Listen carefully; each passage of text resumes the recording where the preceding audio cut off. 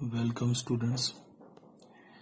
Today we will prove a theorem of chapter relation plus class plus 2 theorem की statement देखो, if R1 and R2 are two equivalence relations then prove that R1 union R2 is not necessarily an equivalence relation. यानी अगर R1 और R2 दो equivalence relations हैं तो कोई जरूरी नहीं है का मतलब कि कुछ केस ऐसे मिलेंगे R1 यूनियन R2 इक्विवेलेंस हो जाएगा, लेकिन सारे केसेस ऐसे नहीं हैं जिनमें R1 यूनियन R2 इक्विवेलेंस होगा। ऐसा अपने को प्रूव करना है। एक बात पक्का है कि ये सेम सेट पर है, ये सेट A पर है, ये भी सेट A पर डिफाइन है। तो आप एक बात बताइए, R1 is subset of A cross B and also R2 is subset of A cross B. Therefore, R1 union R2 is also a subset of A cross B. Therefore, R1 union R2 आपका A से A define हो सकता है, होगा। Now check for reflexive. अब हम reflexive के लिए चेक करते हैं।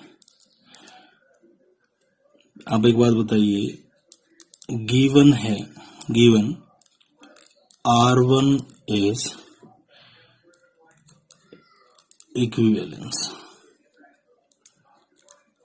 therefore A belongs to R1, क्योंकि रिफ्लेक्सिव भी होगा ना ये। Also R2 is equivalence, therefore A, 100% R2 में भी मिलेगा। ठीक है, ये सेकंड ले लेते हैं, थर्ड ले लेते हैं। Right, now from second and third, A, also belongs to R1 union R2, क्योंकि A, आपका R1 में है, R2 रिलेशन में भी है, तो उनके यूनियन में भी मिलेगा, कोई नहीं रोक सकता। नाउ गो फॉर, आप लिख दीजिए, देयरफॉर रिलेशन इज रिफ्लेक्सिव, इसलिए जो रिलेशन आपका है वो क्या होगा, reflexive. Now we go for symmetric. ठीक है, now for symmetric, R1 union R2 will be symmetric if A, B belongs to R1 union R2, that implies B, A belongs to R1 union R2। अगर अपन इस condition को लेके ये prove कर देते हैं कि B, A भी है, पहले इस कंडीशन को ले लेते हैं। Now if A, B belongs to R1 union R2, that implies A, B belongs to R1 or A, B belongs to R2। ठीक है, यूनियन मीन्स और। Now because R1 and R2 are equivalence relations, therefore BA पक्का R1 में होगा। ठीक है, और BA आपका R2 में होगा, क्योंकि R1 भी इक्विवेलेंस है और R2 भी इक्विवेलेंस है। BA या तो आपका R1 में है, BA आपका R2 में है। BA या तो R1 में है, BA R2 में है, तो यूनियन में तो आएगा ही। B A belongs to R1 union R2। ठीक है, बी ए आपका R1 यूनियन R2 में भी होगा। देयरफॉर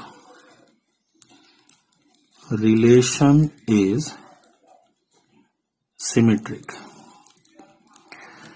यूनियन को रिफ्लेक्सिव सिमेट्रिक में कोई प्रॉब्लम नहीं है। So a relation will be transitive if R1 union R2 will be transitive if A comma B belongs to R1 union R2, B comma C belongs to R1 union R2। इन दो condition का use करें अगर हम और ला पाए AC belongs to R1 union R2 तो ये transitive है, नहीं तो नहीं। अब जो अपने को प्रूव करना वो ये है नॉट नेसेसरली, यानी कि कुछ केसेस ऐसे भी होते हैं जिसमें यूनियन ट्रांजिटिव होता है और कुछ केसेस आपके ऐसे मिलेंगे जिनमें ट्रांजिटिव नहीं होता। नॉट नेसेसरली का मीनिंग यही है।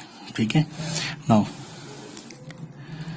If A comma B belongs to R1 union R2, that implies A comma B belongs to R1 or A comma B belongs to R2। Now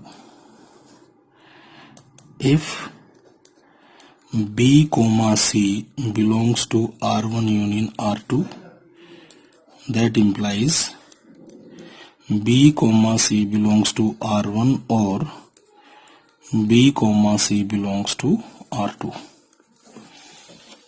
अब इन दो कंडीशंस पर ही फोकस करना है। मैं इनको दोबारा अलग से लिख लेता हूं, थोड़ा अच्छे से डिस्कस भी हो जाएगा।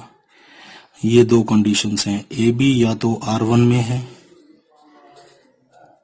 ए बी आपका या तो R2 में है, और बी सी आपका R1 में है या फिर बी सी आपका R2 में है। कईयों के दिमाग में आ रहा होगा यूनियन में दोनों वाला केस भी होता है। दोनों में हो तो कोई टेंशन ही नहीं है, सीधी सी बात है, उसका डिस्कस करने की जरूरत नहीं है। और लगा है तो ओ बोथ अपने आप आ जाएगा। अब एक बात बताओ, ए बी या तो R1 में है, ए बी या फिर R2 में है, इनमें से किसी एक में, क्योंकि यूनियन में तो तब भी आता है ना जब किसी एक में हो, दोनों में हो तो भी आता है। तो अब एक बात बताइए, if A B belongs to R1,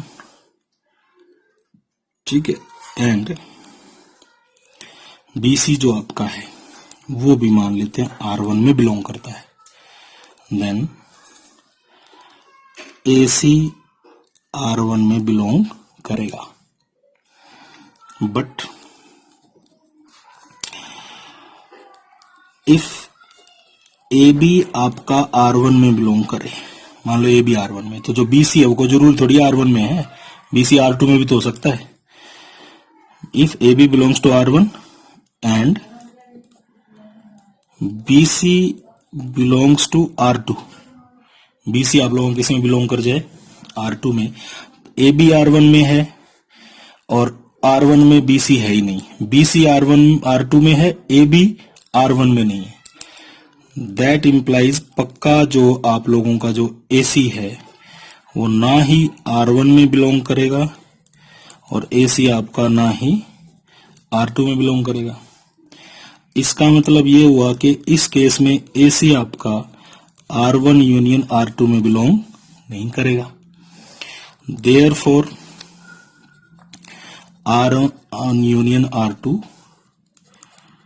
will not be transitive in this case। ठीक है, therefore R1 union R2 not necessarily equivalence। Okay, thank you।